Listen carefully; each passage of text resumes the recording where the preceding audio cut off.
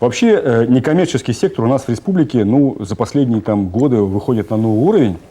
И есть очень много благотворительных проектов.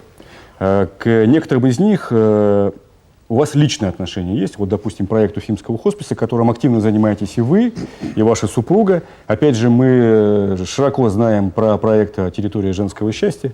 Вот скажите, пожалуйста, вот то, что касается Уфимского хосписа, это вот вас должность обязывает, положение поддерживать его, или что-то личное есть?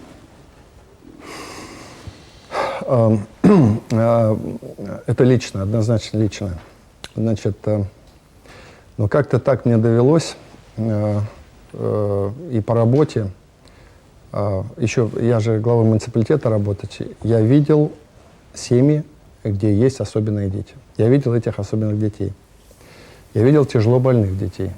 Последнее мое, одно из самых, наверное, вот в завершении года впечатлений, я как-то в дом ребенка никогда не ходил. Мне еще говорили: Радик Фаридович, вот все были в доме ребенка. Я говорю: зачем я туда пойду? Если нужно, я пойду. Вот, там действительно мы поддержим наш дом ребенка на Авроре. Я туда сходил, посмотрел. Там есть тяжело больные дети. Это вот самое, я всегда говорю, тяжело больной ребенок — это высшая несправедливость, которая может быть вообще на свете.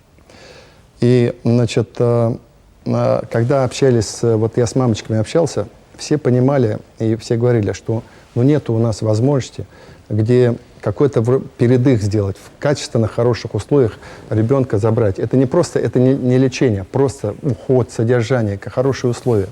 Не было то, что называется хосписа.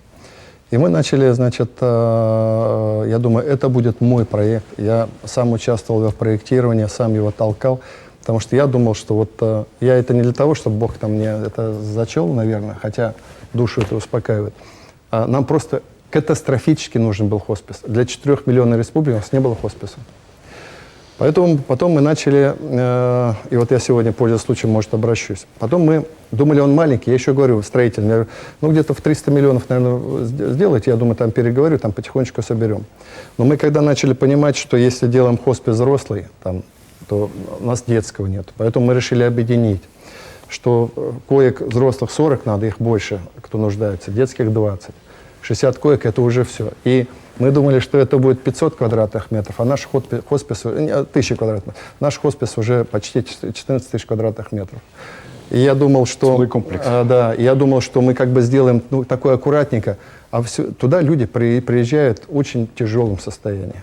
Некоторые, может быть, там и, соответственно, это последний приют, возможно, будет. Но там вот именно побыть в хороших условиях. Для этого качественные материалы, качественный ремонт, красивый ремонт. Ну, я сам лично, вам в секрете, выбирал, какой должен быть забор, какая у него конструкция и как, из какого материала.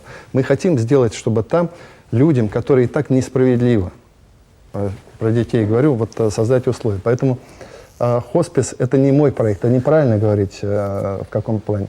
Это проект очень большого количества людей в республике, которые вложились в него. Несколько десятков людей перегнали туда от 500 тысяч рублей, миллионы рублей. Предприятие помогает.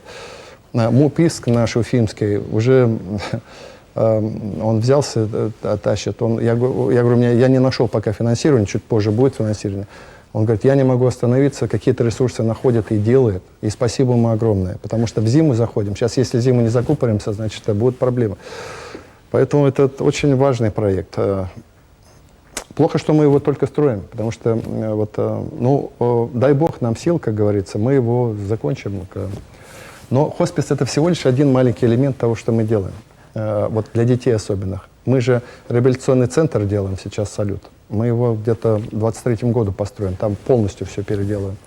Мы хотим такой же построить для детей. Очень много, это вот беда наша, очень много детей особенных. Очень я прошу прощения вот у коллег, да, вот, чтобы не было ощущения, что я тяну одеяло на себя, но вот вы заговорили про детские и объекты строительства. Да? Вот Центр гематологии.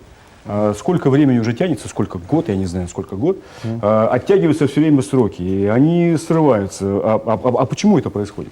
Кто в этом виноват? Человеческий фактор? В этом, вот я в камеру смотрю, я думаю, те, про кого я говорю, там, значит, я как-то сказал в сердцах, я говорю, вам в аду гореть. Вам в аду гореть за то, что вы творите.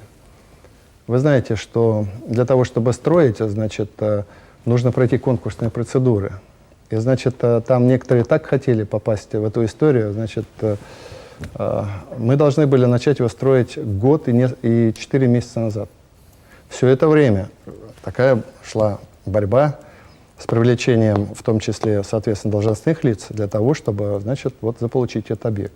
Я говорю, в аду гореть этим людям. Но, слава богу, все-таки мы определились сейчас, значит, мы его строим, и его тоже люди ждут. Его люди ждут. Там будут делать уникальные операции. Там центр онкологии, детская онкология, гематология. Мы его построим к 2023 году. Дай бог, если не подведет подрядчик нас, к 2023 году построим.